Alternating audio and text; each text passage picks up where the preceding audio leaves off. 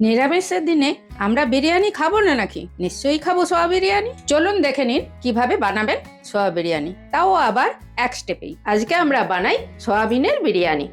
তার জন্য প্রথমে আমি গ্যাসটা জ্বেলে নিলাম।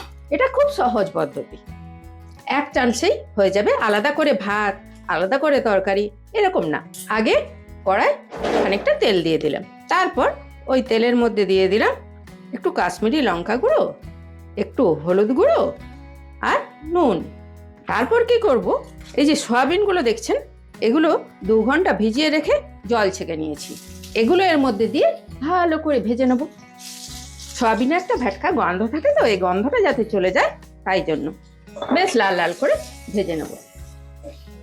সব দিন কি আর মাছ মাংস ডিমের বিরিয়ানি ভালো লাগে?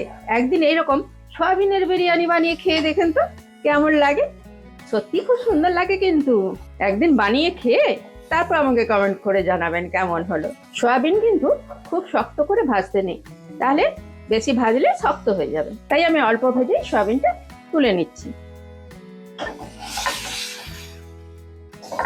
এরপর এই কড়ার মধ্যে দিয়ে দেবো খানিকটা ঘি। আপনারা চাইলে সাদা তেলেও করতে পারেন, অনেকে বেশি ঘি খেতে পছন্দ করে না, তাই সাদা তেলেও করতে পারেন। এরপর এর মধ্যে দিয়ে দেবো গ্রেটেড রসুন। রসুনটা সামান্য নাড়িয়ে নিয়ে ওর মধ্যে দিয়ে দেবো খানিকটা পেঁয়াজ কুচানো।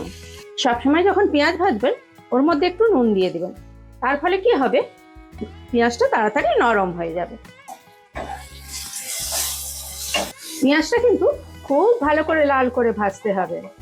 খানিকটা ভাজা হয়ে গেলে এর মধ্যে দিয়ে দেবো গ্রেটেড আদা।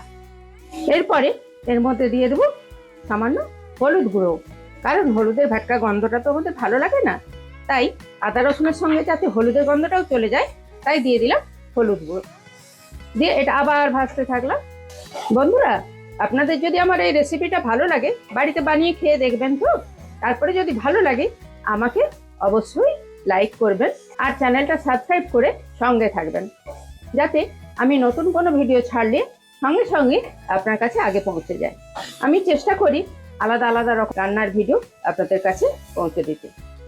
নতুন রাঁধুনিরা যাতে আমার রান্না দেখে সহজেই রান্না করে ফেলতে পারে, তাই আমি সহজ সহজ পদ্ধতি অ্যাপ্লাই করার চেষ্টা করি রান্নাতে। খানিকটা ভাজা হয়ে গেছে, এরপর দিয়ে দিলাম টমেটোটা। যেহেতু নুন দেওয়া আছে, টমেটোটাও চট করেই গলে যাবে।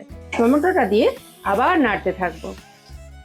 এই সময়তে একটু গ্যাসটা কমিয়ে ঢাকা দিয়ে দিতে হবে, তাহলে টমেটোটা আরো তাড়াতাড়ি গলে যাবে। 2 মিনিট ঢাকা দেওয়ার পরই এটা খুলে নিলাম। এবার দেখুন টমেটোটা কেমন গলে আসছে। এই সময়তে এর মধ্যে দিয়ে দেবো 2টো তেজপাতা, আর দেবো জিরা গুঁড়ো আর লঙ্কা গুঁড়ো, আর একটু বিরিয়ানি মশলা দিয়ে এটা আরেকবার কষাবো। বিরিয়ানি মশলা আমি কিন্তু গুঁড়ো কিনে আনি না, আমি এরকম প্যাকেট কিনে আনি, এনে একটু ভেজে নিয়ে গুঁড়ো করে রেখে দিই ঘরে। বারবার বিরিয়ানি রান্নার সময় আর তাহলে গুঁড়ো মশলা ইউজ করতে হয় না। গুঁড়ো মশলার মধ্যে কি কি দিচ্ছে কি না দিচ্ছে বুঝতে পারবো না, তো ফ্লেভারটা সুন্দর হবে না। তাই আমি এরকম গোটা কিনে এনে দরকার হলে ওর সঙ্গে আরো এলাচ বা দারচিনি বা যা মনে হবে আমার, সেটা মিশিয়ে অল্প একটু ভেজে নিয়ে গুঁড়ো করে রাখি, সেখান থেকেই একটু দিয়ে দিলাম। এরপর দেবো সয়াবিনগুলো, সেই যে সয়াবিনগুলো ভেজে রেখেছিলাম সেগুলো দিয়ে দিলাম। এবার মশলার সঙ্গে ভালোভাবে সয়াবিনটা মিশিয়ে নিচ্ছি, নিয়ে দিয়ে দেবো খানিকটা জল। সয়াবিনটা তো আমি সিদ্ধ করে নিইনি, তাই একটু সয়াবিনটা সিদ্ধ হতে হবে, সেই জন্য একটু বেশি করে জল দিলাম। দিয়ে 2 মিনিট চাপা দিয়ে দিলাম। আমি একটা বাটিতে কেশর মিশিয়ে রেখেছিলাম অল্প গরম দুধে, সেটাকে এখন একটু ঘেটে নেব। কি সুন্দর কালারটা এসছে দেখুন, দারুণ। এটাই তো বিরিয়ানির কালার আনবে, এটা একটা ফ্লেভারও আছে সুন্দর। দেখি ঢাকাটা খুলে এটা সিদ্ধ হয়েছে নাকি। হ্যাঁ, সয়াবিনটা মোটামুটি সিদ্ধ হয়ে গেছে। এবার এর মধ্যে দিয়ে দেবো 2টো কাঁচা লঙ্কা আর সামান্য একটু চিনি। এরপর এই যে চালটা দেখছেন, এই চালটা আমি 2 ঘন্টা ভিজিয়ে রেখে তারপর জল ছেঁকে নিয়েছি। এবার এর মধ্যে দিয়ে দেবো চালটা, সব চালটা এর মধ্যে সুন্দর করে দিয়ে দেবো। চালটা এর মধ্যে দিয়ে দিলাম। এরপর এর মধ্যে দিয়ে দেবো এই কেশর মেশানো দুধটা।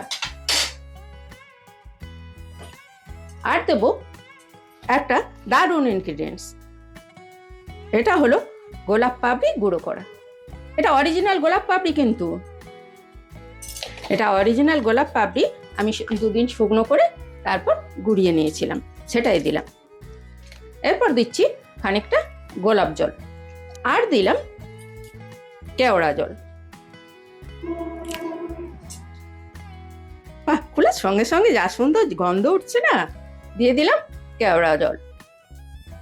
কেওড়া জলটা বেশি দেবো না, কেওড়া জল বেশি দিলে কিন্তু পেট খারাপ হওয়ার সম্ভাবনা থাকে। এরপর দেব মিঠা আতর, একটুখানি দেবো, এটাও বেশি দেবো না, বেশি দিলে গা গুলাবে, বেশি দিলে খাওয়া যাবে। এরপর এটা চাপা দিয়ে ভাতটা আর সয়াবিনটা একসাথে 20 মিনিট সিদ্ধ হতে দেবো। আপনাদের যদি ফুটোযুক্ত ঢাকনা হয় আমার মতো, তাহলে এরকম একটু কাগজ বা একটু আটার ডালা করে বন্ধ করে দেবেন, না হলে কিন্তু ফ্লেভারটা বেরিয়ে যাবে। 20 মিনিট হয়ে গেছে, আমি এবার গ্যাসটা নিভিয়ে দেবো, দিয়ে এইভাবেই 20 মিনিট রেখে দেবো। তারপর সার্ভ করব, যাতে স্ট্যান্ডিং টাইমে এটা আরো ভালোভাবে মজে যায়। তারপর আপনাদের সার্ভ করে দেখাচ্ছি কেমন হলো। 20 মিনিট হয়ে গেছে, এবার চলুন খুলে দেখি কি অবস্থা আছে। বাও, কি দারুণ ফ্লেভার উঠছে। আচ্ছা দেখি কেমন হয়েছে ব্যাপারটা। সুন্দর ঝরঝরে হয়েছে, দেখুন, দারুণ দারুণ। একবার আপনারা কিন্তু অবশ্যই এরকম করে বানিয়ে খেয়ে দেখবেন, যা সুন্দর হয়েছে না, পুরো ঝরঝরেই যায়। এবার চলুন সার্ভ করে দিই। এই নিন, সয়াবিনের বিরিয়ানি সার্ভ করে দিয়েছি। এবার খেয়ে বলুন তো কেমন হয়েছে, আর খেতে খেতে একটা লাইক আর সাবস্ক্রাইব করে দিন।